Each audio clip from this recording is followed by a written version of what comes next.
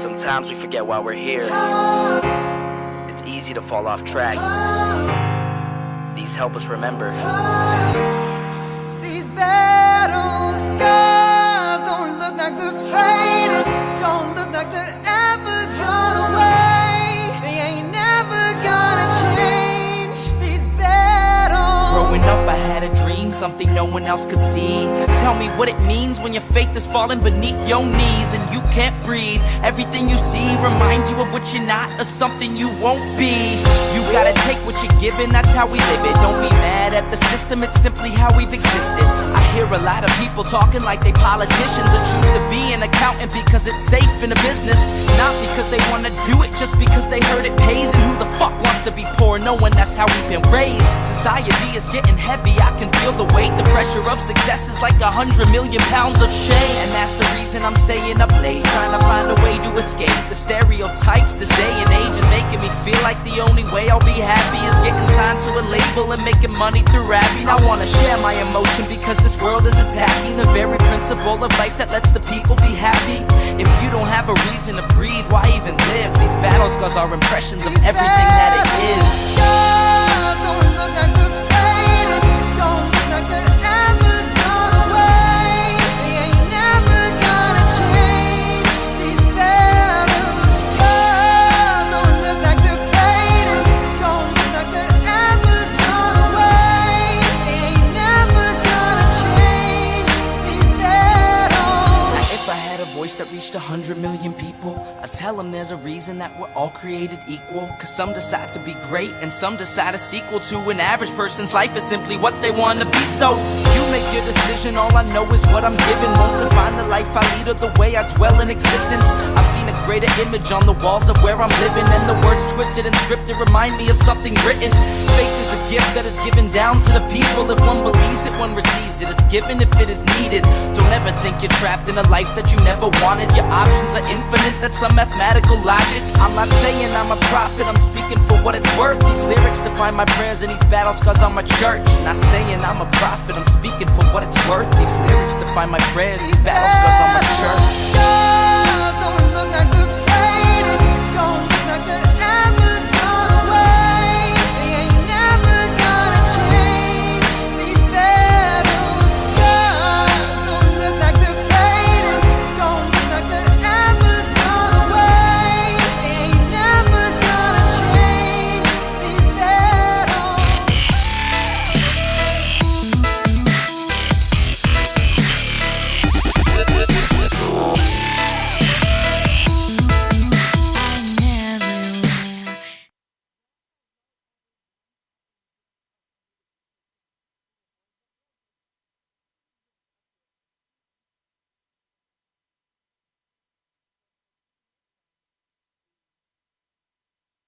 My sound's not. There we go.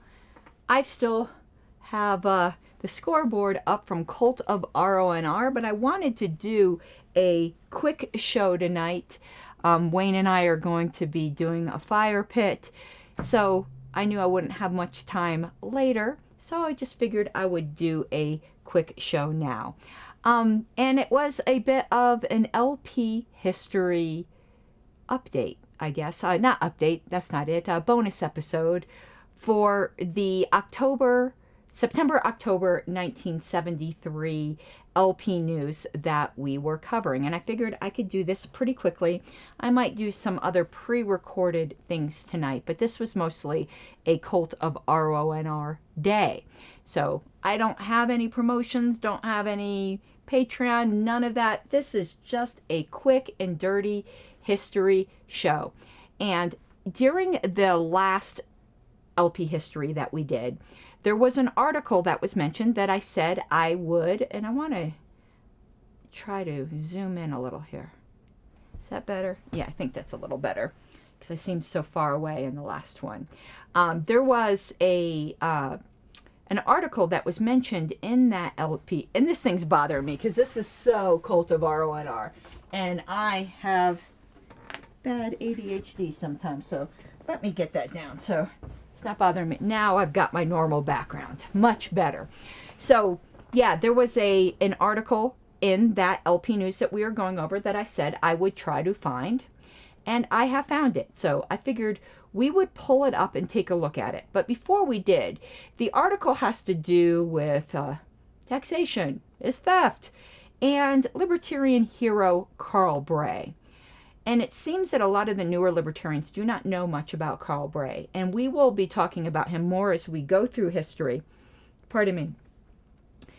But I wanted to do just a little bit of a show on him. As you can see in the thumbnail for this particular show, that was his gravestone. He died at only 35 or 36 years old, and his grave is inscribed Libertarian Tax Rebel. And that's how he's known. I believe it's the highest award in California is named the Karl Bray Award. But let's pull up the Wikipedia article on him and just get a little bit of a background. So I have this up here. And as you can see, let's see there, he was 35, yeah, 35 when he passed away. He died in prison. He was a tax attorney. I'm going to read this out loud. Radio host, speaker, author. He was the co-founder of the Libertarian Party of Utah, a candidate and, in fact, a libertarian martyr. Just sticking on my glasses here quickly. He was co-founder of the National Libertarian Party. Yeah, big-time tax rebel. Charismatic libertarian leader and outspoken tax rebel. He served as an early member of the LNC.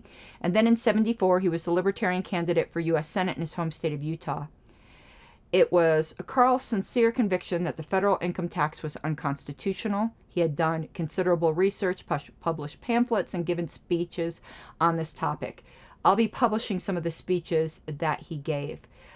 He was arrested and convicted by the IRS, and he took the case to the Supreme Court. He contracted a very aggressive form of cancer and died in federal prison, which is super, super sad. But here is the cover of the book he wrote.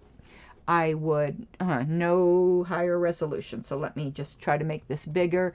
I would like to get a copy of this, but he wrote a book called Taxation and Tyranny, The Complete Guide to the Tax Rebellion. And he paid dearly for his convictions. Let's get this down here. So yeah, that is Karl Bray, and he died in Miami Beach in federal prison. But I just wanted to introduce you to him, because again, he's going to come up many times in our examination of the 1970s. But what I wanted to go over today was an article that mentions him. Let me find it here on my downloads, I think.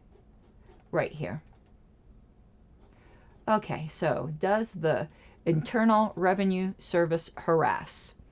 And this is by syndicated columnist Lowell Ponte. And again, we mentioned this last time. So we're gonna read this out loud, and Karl Bray is mentioned in here. And this came out in 1973. With gnarled hands, we turn from writing Christmas lists to scribble New Year's resolutions, pausing at this lull in list season to remember President Nixon's enemy list. A lot of us forget this type of things was going on in the 1970s. And you could see that little political cartoon there in the middle. He's making a list and he's checking it twice, and he's going to find out who's naughty or nice. According to the Watergate Committee testimony of former White House counsel John Dean, Mr. Nixon's list differed from those of other political bigwigs whose foes are refused a host of favors, ranging from pork barrels to Christmas cards. President Nixon's enemies, said Dean, were singled out for harassment by several government agencies, including the IRS. And this controversy, not with Nixon, but with several modern right-wing figures getting harassed by the IRS. Bunch of thugs. The IRS, some will remember, collects ours, some will remember. Collects our income tax and is unlike any other federal agency. Other buildings in Washington, D.C. have giant concrete eagles out front. The IRS has stone vultures. That's a joke, just in case you don't know. But a congressional investigation of John Dean's charges against the IRS showed the carrion-catching body clean as a hound's tooth, the Joint Committee on Internal Revenue told us in mid-December. Since then, the political defense of the government's tax hounds has grown louder. In addition to claiming the IRS showed no political favoritism in which it investigated or harassed agency, defenders now say several White House enemies were treated too softly. Presumably, new audits for these sluggards are being ordered. But before we award the IRS the good blood-sucking medal for even-handedness and pickpocketry, we should recall one clear instance of IRS harassment against a political party that took place this year. In Utah, the Internal Revenue Service last summer secured subpoenas allowing seizure of the personal bank records of Mr. Karl Bray. Bray had written a book on tax resistance. IRS officials sought the subpoena, they said, so that they could examine records of checks cashed. They could determine who had bought such books, presumably to target those folks for special investigation. This is just absolutely disgusting.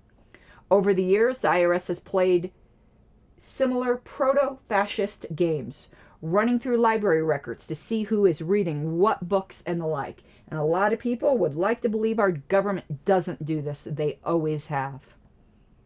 What made this case unusual was that Bray was the Utah state chairman of the young upstart Libertarian Party, which came in third nationally in the 1972 election when an electoral college member pledged to Richard Nixon switched his vote to the Libertarian Party candidate.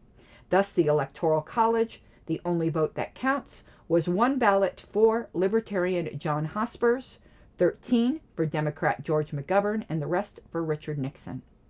By seizing the records of a national officer in this political party, okay, stop just 1 second here. I don't think Bray was a national officer.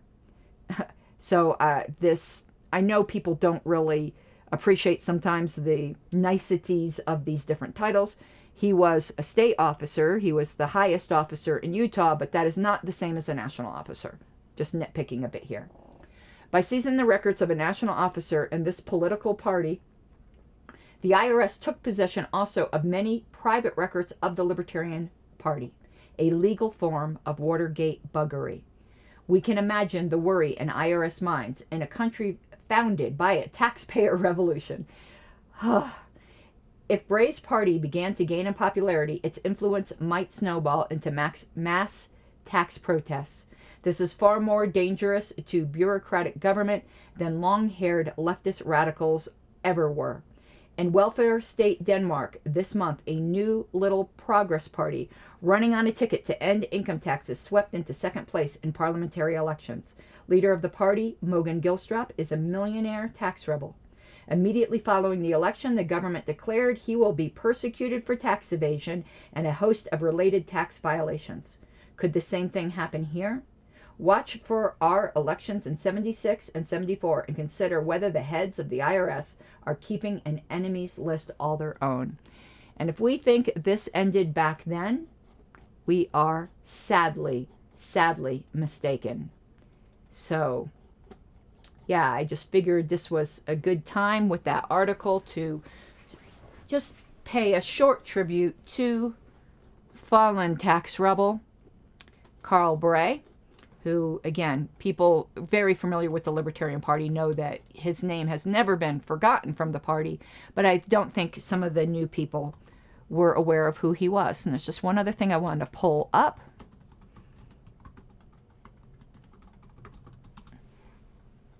One second here. And here we go. Just wanted to, my screen's not switching well. Wanted to show you where I'd gotten the cover image from. Here is from Find a Grave. Karl Jack Bray, buried in, I believe, Utah. Yeah, Provo, Utah. And there is the inscription on his grave, Libertarian Tax Rebel. And you see the article that's given here of when he announced his congressional candidacy. And there's a picture of him. So I just thought this would be, I don't want to say a nice short show, because it's not nice to hear of fellow libertarians martyred by the government, but it certainly is a man worthy to be remembered often by us who are here today. Okay, that is it for tonight. It was just a short episode, kind of somber, but I wanted to show you that article that I promised that I would look for, and I have been able to pay for a 6-month subscription to newspapers.com, so I'll be able to bring more items such as that. Not sure if I'm going to be doing anything else tonight. Been spending all day in the studio, so it is time for me to spend some time with the husband, and I am still working on things for my appeal. My hearing is in 2 weeks, so that is, of course, weighing heavily on my mind. More information came out tonight about the Delaware situation, and I won't be broadcasting on that tonight. At least I don't think so. I don't know. Maybe. I don't know. 9 wouldn't be too late, I suppose. It would be too late for East Coast people. Excuse me. Too much soda, too fast. And Delaware's on the East Coast, so I don't think I'd want to make the show too late for them. So I plan tomorrow, potentially, to talk more about what I learned from Delaware. So have a good night, you Speaker of the Ducks. I'm glad I was able to introduce you to a big piece of the U.S. Libertarian Party history and absolute hero in our eyes. So I hope you guys have a good night. Because this was such a short show, I'm not playing the closing sequence. You know, that'd be 10% of the length of the show. So I'm just going to bid you all a good night, and I'm heading out to the fire pit to spend some time with Mr. Harlos. Love you all. Bye.